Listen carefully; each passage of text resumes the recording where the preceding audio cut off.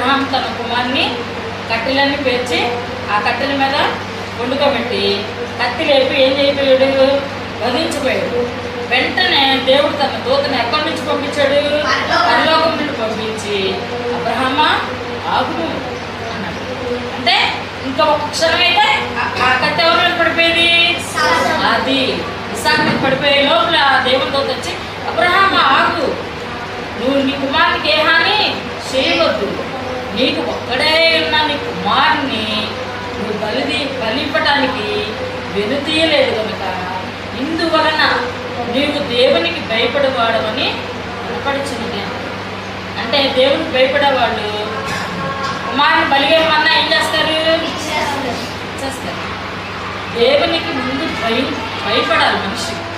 అబ్రహాంలో దేవుడి పట్ల భయం ఉంది కాబట్టి దేవుడు తనకి ఏమి ఆజ్ఞాపిస్తే